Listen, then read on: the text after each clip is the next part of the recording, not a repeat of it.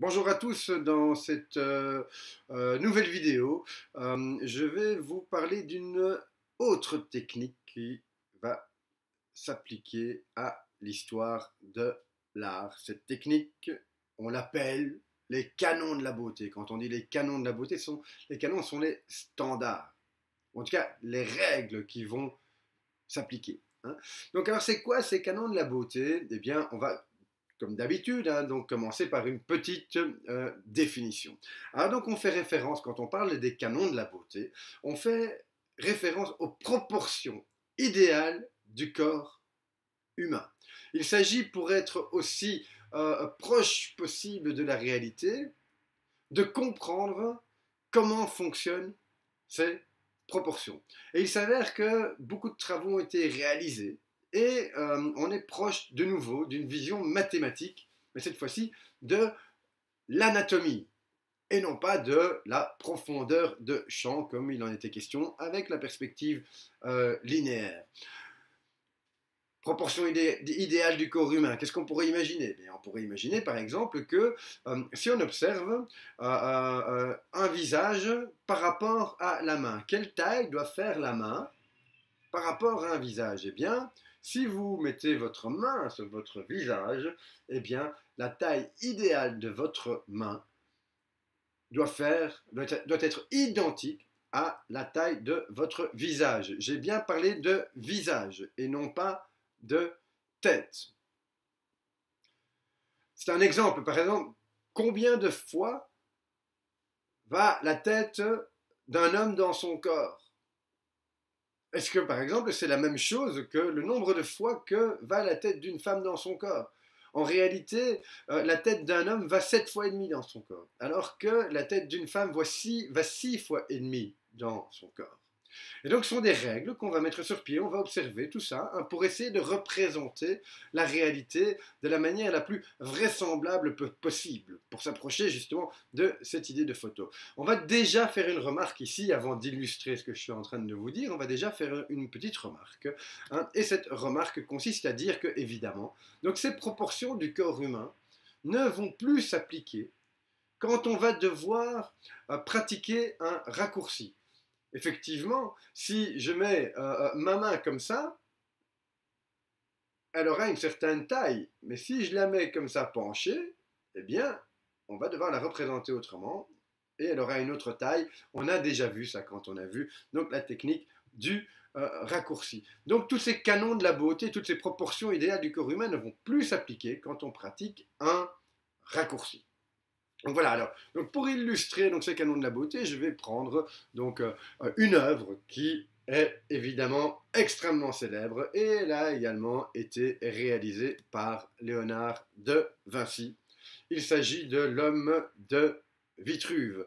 Donc c'est un traité d'anatomie visant à déterminer donc, les proportions idéales du corps humain. Alors bon, pour commencer, hein, donc observons donc déjà cette tête par rapport au corps, observons la place du nombril également par rapport à la taille de l'homme. Observons par exemple l'envergure de votre corps quand vous tendez les bras, eh bien, est identique à votre taille. Si vous voulez vous en assurer, vous pouvez faire l'expérience, donc vous vous couchez, vous marquez donc la distance qui va de votre tête à vos pieds, et puis après vous vous retournez, donc vous faites un petit pivot de 90 degrés, vous mettez bien au centre, vous tendez donc les deux bras, et vous allez voir que, en toute logique, hein, vous approchez de manière sensible donc les deux marques que vous avez indiquées au sol, et vous verrez que votre envergure est sensiblement identique à votre taille.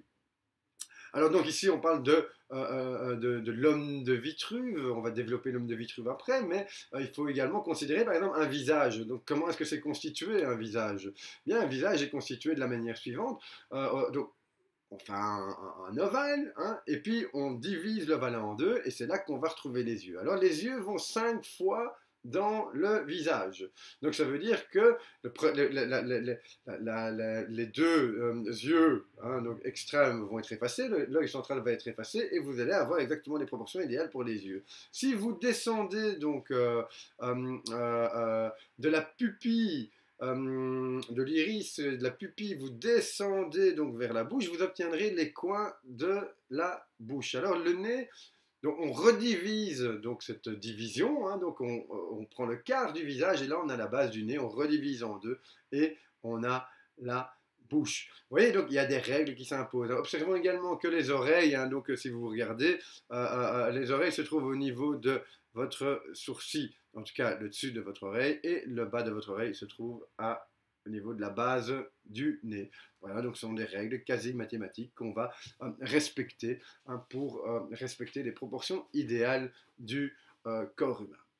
Alors voilà, donc tenons quand même un petit discours sur Vitruve. Alors, qui est Vitruve? Pourquoi ça s'appelle l'homme de Vitruve? Donc réalisé par Léonard de Vinci. Il faut savoir qu'il l'a réalisé dans un de ses codex. Léonard de Vinci, c'est quoi les codex? Eh bien, ce sont en gros des livres de brouillon, hein, donc il fait des schémas pour essayer de comprendre le monde en l'observant.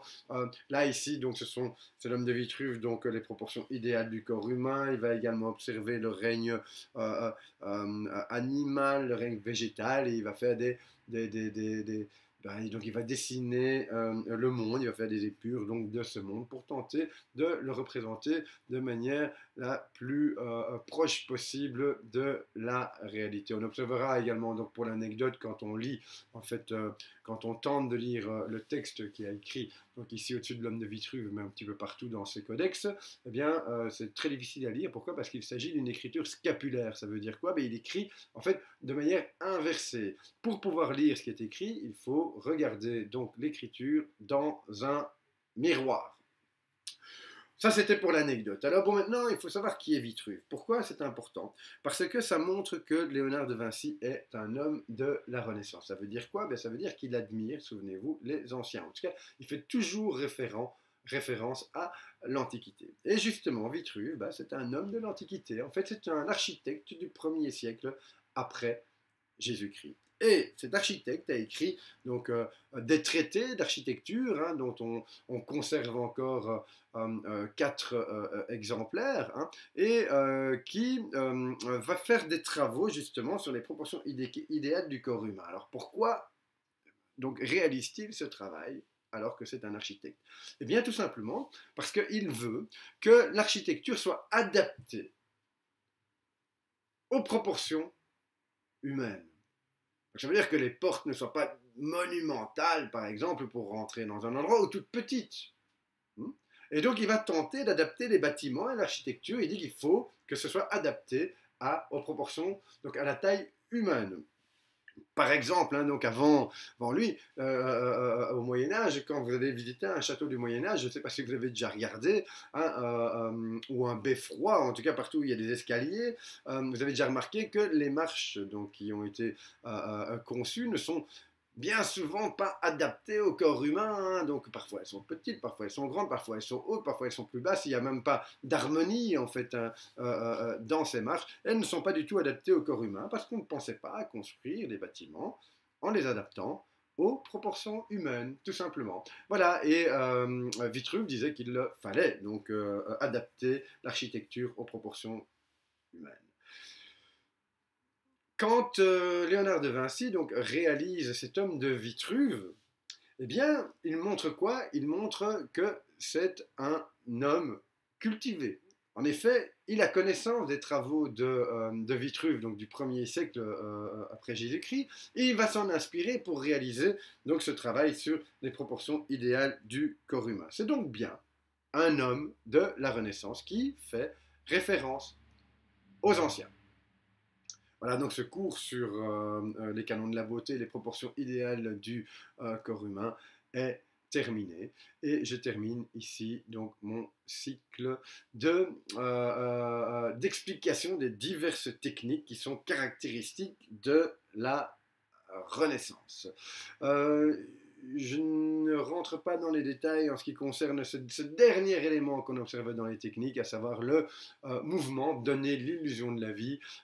Ça, on va l'observer dans les œuvres et on va voir qu'ils tentent progressivement, ces artistes, de figer les représentations qu'ils peignent ou qu'ils sculptent. Ils vont les figer en plein mouvement. On illustrera ça, évidemment, tout au long de ce cours qui va maintenant pouvoir réellement commencer.